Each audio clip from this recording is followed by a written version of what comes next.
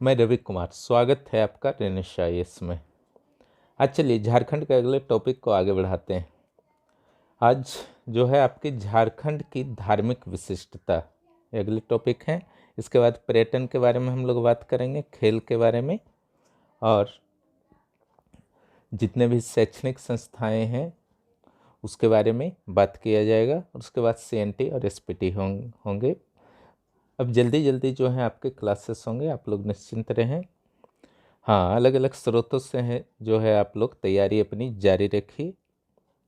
और यहाँ से अगर कुछ अलग मिलता है या कुछ कन्फ्यूजन होता है तो सब दूर करते जाइए। और जो भी क्लासेस आप कर रहे हैं रेनिश आईएएस यूट्यूब चैनल पर, उसके लिए एक अलग से कॉपी ज़रूर बना लीजिए और उसमें नोट डाउन करते जाइए, उससे काफ़ी लाभ होगा आपको। चलिए झारखंड की धार्मिक विशिष्टता पर बात की जाए तो जैसा कि आपको पता है कि झारखंड में लगभग सारे धर्मों की उपस्थिति है, लेकिन अन्य राज्यों के विपरीत यहाँ एक सरना धर्म भी पाया जाता है। हालांकि सरना धर्म की उपस्थिति उड़ीसा, असम, बंगाल जैसे राज्यों में भी है, लेकिन जो हिंदू का प्रतिशत है झारखंड में वो लगभग 68.8% है। और जो हिंदू का प्रतिशत है उसके कम होने का यही कारण है कि सरना धर्मावलंबी भी जो हैं झारखंड में है, जिसके कारण हिंदुओं का प्रतिशत कम प्रतीत होता है। हालांकि कई आदिवासी समुदाय जो हैं मुस्लिम, हिंदू या ईसाई, मुस्लिम या हिंदू धर्म को भी अपनाते हैं, परंतु इसके अलावा झारखंड में जैन, बौद्ध जैसे धर्मों के लोगों का भी निवास है, जो कुछ विशेष हिस्सों में पाए जाते हैं। जैन और बौद्ध धर्म से संबंधित जो धार्मिक स्थल हैं इसके सूचक हैं कि इस लगभग सभी धर्मों का निवास जो है झारखंड में प्राचीन काल से बना हुआ रहा है। सबसे पहले हम लोग सरना धर्म के बारे में जानते हैं। झारखंड में हिंदुओं की आबादी 69% है, और सरना धर्म के कारण ही हिंदुओं की यह कम आबादी है। सरना का अर्थ जहाँ तक बात है तो इसका अर्थ होता है पवित्र लकड़ियों का धर्म। हालांकि सरना धर्म को अलग धर्म के रूप में संवैधानिक रूप से मान्यता अभी तक प्राप्त नहीं है। 2013 से सरना धर्म को अलग धर्म के रूप में मान्यता देने की मांग जो है प्रबल हो रही है।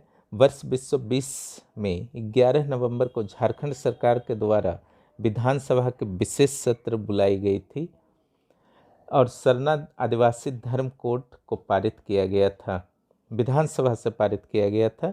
इस कोड को केंद्र सरकार के पास विचारार्थ भेजा जाना है।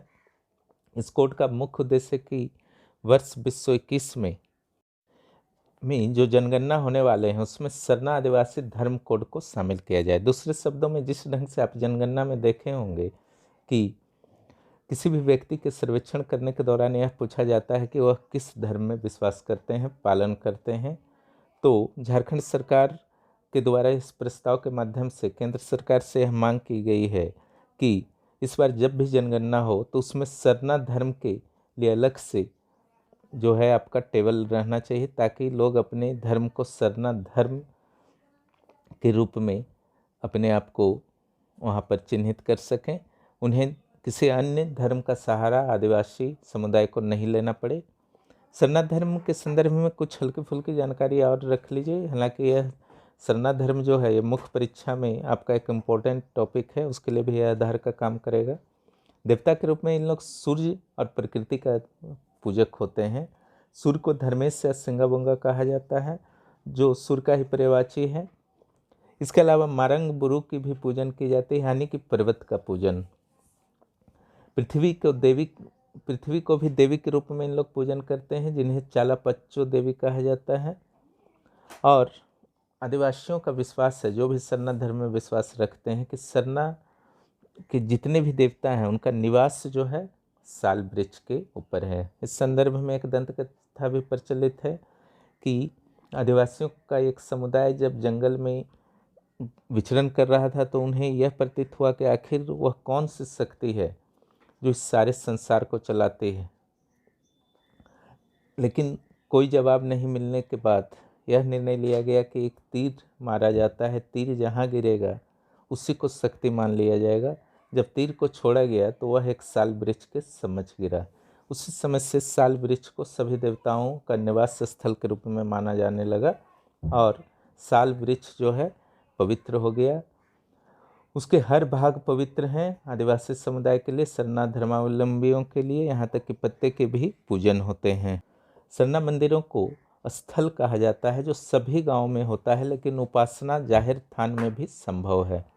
लेकिन जो जाहिर थान हो या सरना मंदिर के स्थल हो, हर जगह पूजन उसी स्थिति में संभव है जब पुरोहित हों। पुरोहितों को पाहन कहा जाता है, बैगा कहा जाता है, नायके, पुजार, पनभरा, इसमें कुछ मुख्य पुरोहित होते हैं, कुछ सहायक पुरोहित होते हैं, जिसके बारे में पहले ही चर्चा की जा चुकी है। और जो संबंधित संगठन अगर देखा जाए सरना धर्म से संबंधित संगठन, तो अखिल भारतीय सरना धर्म का हेडक्वार्टर जो है मयूरभंज में है। यह महत्वपूर्ण संगठन है इस धर्म का, और इसके द्वारा बनाए गए नियम कानून को ही सरना धर्मावलंबी जो है मानते हैं। इसके अलावा एक राष्ट्रीय सरना धर्म परिषद का भी गठन किया गया है। सरना धर्मावलंबियों की अगर जनसंख्या को देखा जाए तो झारखंड में 42 लाख है, असम में 10 से 15 लाख है और उड़ीसा में 5 से 10 लाख है। इम्पोर्टेंट है प्रारंभिक परीक्षा के लिए, इन डाटाज को आप ध्यान रखिएगा। विशेष कुछ जान लीजिए, झारखंड के आदिवासियों का 55% ही सरना धर्म को मानते हैं, शेष 45% जो है हिंदू, ईसाई या मुस्लिम धर्म को मानते हैं। यानी कि जो 45% वर्ग हैं वो किसी अन्य धर्म को स्वीकार कर चुके हैं। अगर मुख्य जनजातियों को आप देखें कि कितने प्रतिशत लोग सरना धर्म को मानते हैं मुख्य जनजातियों में, तो संथालों का 57% भाग जो है सरना धर्म में विश्वास करता है अभी भी। यानी कि 43% जो है हिंदू, ईसाई या मुस्लिम धर्म को अपना चुके हैं। और मुंडा समुदाय का देखा जाए, जो रांची और आसपास के क्षेत्रों में इनका निवास है, संथालों का संथाल परगना में निवास है, तो उनका 50% ही सरना धर्म को मानते हैं।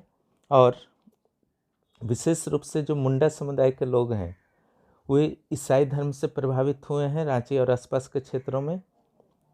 और हो को देखा जाए तो 91% जो है सरना धर्म को मानते हैं।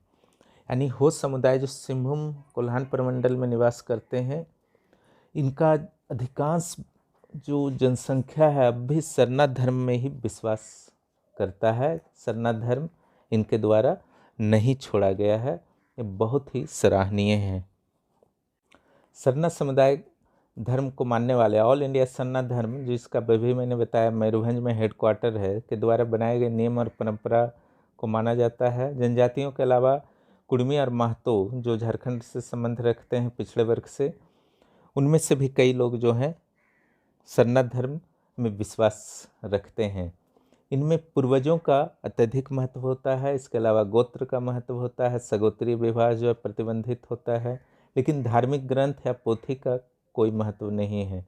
श्रद्धा भक्ति के लिए किसी को विवश नहीं किया जा सकता, लेकिन कुछ निषेध माननी पड़ती है, जैसे सगोत्री विवाह वगैरह हुआ। और भी जो निषेध मैंने बताया है पिछले क्लासेस में झारखंड के कल्चर में, उन सारे निषेधों को तो मानना ही पड़ेगा। युवा गृह का महत्व होता है, जब चाहें आप सरना धर्म में शामिल हो जाएं, जब चाहें बाहर भी हो सकते हैं। जन्म, विवाह, मृत्यु से संबंधित संस्कार जो होते हैं बहुत ही सीमित होते हैं, ऐसे नहीं होते हैं कि किसी के लिए समस्या का कारण बन जाए, आर्थिक बोझ हो जाए। घरेलू पूजन सरना धर्म के अनुयायी स्वयं कर सकते हैं, इसमें कोई रोक नहीं है, जबकि सामूहिक पूजन करने का उत्तरदायित्व जो है पाहन को होता है। लेकिन पाहन को किसी तरह का विशेषाधिकार प्राप्त नहीं होता, न ही इस तरह के पूजन के लिए उन्हें किसी तरह का आर्थिक लाभ या दक्षिणा वगैरह देने की आवश्यकता होती है। बहुत ही एक तरह से आप बोल सकते हैं कि प्रगतिशील धर्म आप इसे मान सकते हैं, जो अधिकांश कर्मकांड और बुराइयों से मुक्त है। अब चलिए हिंदू धर्म के बारे में बात कर ली जाए। लगभग 69% नागरिक जो हैं झारखंड के हिंदू धर्म का पालन करते हैं। उनके जो अनेक देवी देवताएं हैं आप जानते ही हैं, उनका पूजन किया जाता है। कई आदिवासी समुदायों पर भी हिंदू धर्म का प्रभाव है, विशेष रूप से टाना भगत हुए यानी कि उरांव जनजाति के लोग या आपके संथाल जनजाति के लोग। बिरसा भगवान पर भी हिंदू धर्म का प्रभाव था, आप जानते हैं। हिंदू धर्म सुधार आंदोलन के रूप में आर्य समाज, ब्रह्म समाज, रामकृष्ण मिशन की स्थापना की गई है। झारखंड के अलग अलग क्षेत्रों में ये संस्थाएं जो हैं कार्यरत हैं और इनके द्वारा जनजातियों के लिए भी कई कल्याणकारी कार्य किए जाते हैं, विशेषकर चिकित्सा के क्षेत्र में। चलिए अब इस्लाम धर्म के बारे में बात करते हैं। झारखंड की कुल जनसंख्या का 16.8% इस्लाम धर्म को मानने वाले हैं। इस परसेंटेज को याद रखिएगा, यह इम्पोर्टेंट है। 16वीं सदी में मुगलों के साथ झारखंड में इस्लाम का आगमन मुख्य रूप से हुआ था। इस्लाम धर्म मानने वाले जो हैं अशरफ और स्लाफ में विभाजित हैं। चलिए अब ईसाई धर्म के बारे में बात कर ली जाए। जर्मनी के ईसाई धर्म प्रचारकों ने 6 जून 1850 को पहली बार झारखंड में धर्म परिवर्तन कराया था और 4 लोगों को ईसाई धर्म में दीक्षित किया था। ये चारों लोग जो थे जनजातीय समुदाय से संबंधित थे। स्वतंत्रता प्राप्ति के बाद 3% आदिवासी ईसाई धर्म अपना चुके थे। इसके अलावा रोमन कैथोलिक मिशन की स्थापना झारखंड में 1869 में हुई थी। वर्तमान में कुल जनसंख्या के 9.41% जो है आपके ईसाई जनसंख्या है। इनमें जनजातीय जनसंख्या का एक बहुत ही बड़ा हिस्सा है और जनजातीय जनसंख्या कुल जनसंख्या का अगर देखा जाए तो लगभग 14.5% लोग जो हैं ईसाई धर्म का पालन करते हैं। सर्वाधिक जनसंख्या अगर देखा जाए ईसाइयों की तो वह गुमला में है और सबसे कम जनसंख्या जो है देवघर में है। सिख धर्म के बारे में बात करते हैं तो सिखों की अगर जनसंख्या की बात की जाए तो बहुत ही कम जनसंख्या है झारखंड में, लेकिन इनकी साक्षरता जो है बहुत अधिक है, 87.8 लगभग 88%। इसके अलावा बौद्ध और जैन धर्म को मानने वाले भी यहाँ मिलते हैं, मैं पहले ही बता चुका हूँ। तो ये तो धार्मिक विशिष्टता थी। जल्द ही झारखंड के पर्यटन और दर्शनीय स्थल से संबंधित वीडियोज और नोट्स आपको प्राप्त होंगे, आप लोग इंतज़ार करें और तैयारी बहुत अच्छी तरह से कीजिए। जेपीएससी ने दूसरी बार भी कैलेंडर निकाला है, उसमें भी 2 मई को ही प्रारंभिक परीक्षा निर्धारित कर दी है और मुख्य परीक्षा के साथ साथ इंटरव्यू का भी डेट पहली बार आया है। एक बहुत ही अच्छा मौका है अगर आप अच्छी तरह से तैयारी कर लेते हैं, अन्यथा थोड़ी भी लापरवाही बरतते हैं तो आपके लिए बहुत ही नुकसानदायक होगा। हमसे जुड़े रहें और अगर अभी तक सब्सक्राइब नहीं किया है अपने चैनल को तो जल्द से जल्द सब्सक्राइब करें और दोस्तों को भी प्रोत्साहित करें। धन्यवाद।